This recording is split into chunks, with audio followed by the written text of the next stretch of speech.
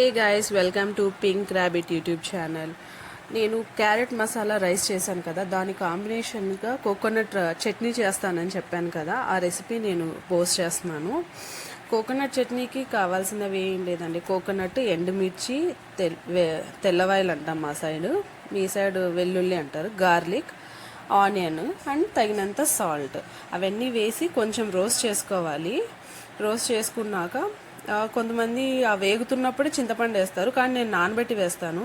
అలా నానబెట్టి వేసి మొత్తం గ్రైండ్ చేసుకోవాలండి, బాగా థిక్ పేస్ట్గా గ్రైండ్ చేసుకున్నాక దీన్ని పోపు పెట్టేసుకోవడమే. పోపులో కూడా ఒక 1 or 2 టేబుల్ స్పూన్ ఆయిల్ వేసుకోవడం, జీలకర్ర, ఆవాలు, ఉద్దిపప్పు, మినప్పప్పు, కరివేపాకు, కుదిరితే ఎండుమిర్చి, ఇవన్నీ పెట్టేసి పోపు పెట్టేసుకోవడమే. సింపుల్, అంతే. దోశలో కానీ మసాలా రైస్లోకి, అది క్యారెట్ మసాలా రైస్ అన్నా కూడా దాంట్లో కూడా చాలా బాగుంటుంది. Please do share, like and subscribe pink rabbit YouTube channel. Thank you, bye.